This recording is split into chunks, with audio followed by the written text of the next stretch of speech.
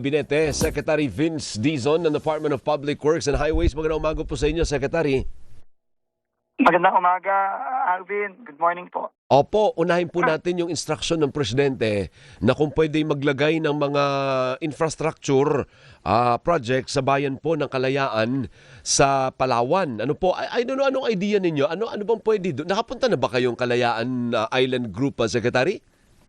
Ako po, hindi pa po, Alvin, no? Pero syempre po, no, ang direktiba po ng Pangulo, unang-una, no, kailangan maglagay tayo ng nararapat na infrastruktura para naman sa mga kababayan natin doon, no? Tsaka yung ating mga kasundalohan na nandun, na araw-araw binabantayan yung soberenya ng bansa natin, no? So, pero pati yung mga kababayan natin, alam mo naman, marami-rami na rin pong mga kababayan natin ang nakatira doon. May mga komunidad na po tayo doon na nangangailangan din ng basic na infrastructure, mga kalye, mga water retention facilities, no, para sa tubig.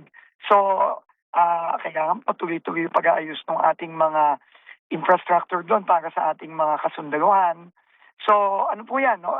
Pinapa-assess po niya sa aming dalawa ni Secretary Banoy Lopez ng DOTR para po masigurado na lahat ng kailangan po ng mga kababayan natin doon maibibigay natin. In the meantime, ano po ang kayang immediately gawin para po sa ating mga kababayan doon? Kasi ang niisip pala ng iba, walang budget, baka sa 2027 pa mababudget at medyo matagal pa po yun kung next year pa. Offhand, meron bang pwedeng gawin kahit maliliit lang na proyekto muna for the Kalayaan Island Group? Opo, tama po yun. No? In fact, yun po yung bilin ng ating Pangulo na gawa ng paraan, no? Na kahit na wala pa tayong mga specific na malalakihang mga proyekto ngayong taon, magpunta nga doon, mag-assess at tignan kung ano yung immediate na pwedeng gawin. No, ngayong taon pa lang na to. Habang pinaplano natin yung pangmalakihang mga infrastruktura na kakailanganin na pwede nating papondohan sa 2027. Ayun. So, kailangan yung pumunta po roon. Kailan nyo balak pumunta roon to assess ano ang pwedeng gawin na maliliit lang na proyekto na kaya ng budget po ninyo? Opo, kailangan po immediate na po yung pagpunta natin doon, no? So sa susunod na buwan, latest na yan kasi alam mo naman laging issue ang weather sa Kalayaan Island Group, no? Kailangan mag-take advantage tayo. Ngayong wala pang naamihan pa tayo, no? Habang amihan dapat magpunta na tayo doon. So tingin ko po sa susunod na buwan, late na po 'yon magpupunta po na po kami ni Secretary Lopez. Opo, kayo po naging DOTR Secretary din for a long time, Secretary. Paano ba yun? Siguro baka kailangan din ng pantalan, ano? Kasi yung mayor na interview namin nung isang linggo, alam mo kung saan siya nakabase, sa Puerto Princesa siya. Patalon-talon lang siya, pero madalang siyang bumunta sa isla. Una-una wala signal. Pwede bang abot din yung communication doon, Secretary? Opo, makikipag-coordinate din po tayo kay Secretary Henry Aguda ng DICT at sa ating mga private partners, no, sa telecommunication para naman magkaroon na ng permanente na hindi lang satellite communication. Pero syempre ngayon po moderno ng teknolohiya, meron na pong satellite communication doon, no. So makikipag-coordinate po tayo sa DICT para diyan. At yung Pantaga naman po, meron na naman pong port dyan. Pero syempre, kulang pa yan sa development, no? So kaya nga po importanteng makasama ko po si Secretary Banoy Lopez para yung pong runway doon at yung Pantagan talagang ma-improve din. Opo. Tapos siguro yung, I don't know kung may airstrip. Siguro may airstrip nga pala sila kasi nakakaland yung military plane. Meron po, pero kailangan din po pagawakin, pahabain at pagandahin din, no? Para mas marami pong at mas mabilis po ang pag-responde, hindi lang para sa ating seguridad, kundi pati na rin, no, kung kinakailangan na may mga disaster na tatama, mabilis po tayo na makakapagpadala ng mga tulong. Yung mga school building, kaya na ninyo yan, di ba? DPWH naman nagtatayo ng mga school building. Pwede siguro mga ganong maliliit na proyekto, Secretary. Opo, makikipag-coordinate po tayo kay Secretary Angara. Kasama ko lang po siya nga nung isang araw, no, nung Chinese New Year. May binisita po kaming planta ng mga plant, no, sa Bataan. Opo. Para mapabilis natin, no, ang pagtatayo ng mga eskwelahan kasi napakalaki po talaga ng backlog natin, no? Yeah. 160,000 mahigit, no?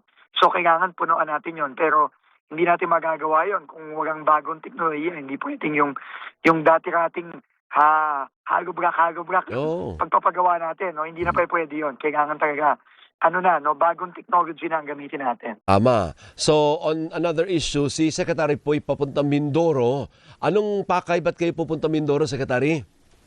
Opo, no, tinawagan po ako ni Governor Bons Dolor. Unang-una po, yung syempre ngayon habang wala pang tag-ulan, yung mga problema doon sa flood control doon, kailangan maayos. No? Oh. So, merong mga gap, may mga butas, yung yung iniwan ng SunWest Corporation, dahil nga kinasuhan na yung mga doon, no, yung mga kontratista doon kasama na si Salvico, hindi pwedeng kaso lang, no, kailangan yung mga iniwan nila na hindi pa tapos, hindi ayos, nating ayusin kasi pagdating ng tag-ulan, kawawa naman yung mga komunidad doon, no. So, binigin po ng ating Pangulo yan, doon po ako papunta ngayon. At meron din po akong bibisitahin na 2 proyekto na nabinbin at nasira, no. Yung una po, meron pong hanging bridge, no, dito sa Oriental Mindoro, nasasamahan ako ni Governor Dolor, at meron din pong nakabinbin na natulay na parang mahigit 5 taon na ata, no, na hindi matapos-tapos, yung tulay sa Abra de Ilog sa Occidental Mindoro naman. So tatawid din po ako sa kabilang probinsya, sa isla natin ng Mindoro, no. Opo. Mauuna ako sa Oriental, tapos gilipat po ako sa Occidental. Pero meron po bang bagong nadiskubre na naman na ghost project o dispalinghadong project na gawa din ng mga korap na mga kontraktor? Aalamin ko po yan, no? Mag-uusap po kami pagdating ko doon ni Governor Dolor. Pero papaimbestigan din po natin yan, no, sa ating Undersecretary, si Undersecretary Ato Bisnar. No, kasi hindi tayo titigil dyan, tuloy-tuloy yan. Pero at the same time, kailangan din yung mga sira-sira, yung mga butas-butas, yung mga matagal nang hindi natatapos, kailangan once and for all matapos na natin. Kasi kawawa naman po yung mga kababayan natin, Alvin, no, na Oo. taon-taon na nila, nakikita nila may tulay dyan na nakabitin, hanggang bitin na lang, no, hindi na nila magamit-gamit na mahigit 5 taon na. So, kailangan tapusin na natin yon. Tama. And finally, meron po kayong green lane dyan sa DPWH. Can you tell us something? Ano itong green lane na ito, Secretary? Opo. Alam niyo po, nung isang araw po, nandun ako sa PCCI meeting, no, na pinagsalita po nila ako doon. Chamber. At meron silang sa Philippine Chamber of Commerce and Industry, yung ating pong mga negosyante. No, sabi po nila, meron daw po silang pinopropose na kung lehitimong kontratista, hindi yung mga tipo nila Diskaya, nila Wawaw, nila Sims, no? Dapat po matulungan naman yon na makapag-participate din sa mga kontrata at proyekto ng DPWH. Pero syempre, ang problema ng mga lehitimong kontratista, hindi lang yung corruption, yung pangingikil, pero yun ding pagproseso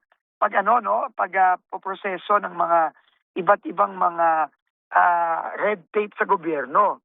No, na alam naman natin, yan ang allergic ang mga lehitimong negosyante dyan, no.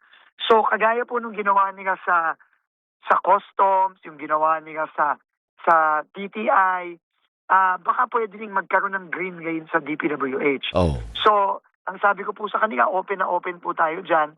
Magbibigay po sila ng proposal.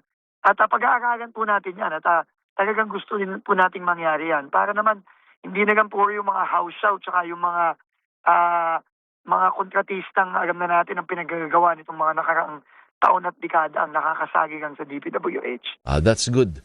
Sige po, antabayanan po namin yung resulta po, lahat ng mga proyekto po ninyo, Secretary. Mabuhay po kayo in the meantime. Mag-ingat po, papuntang Mindoro. Ano po?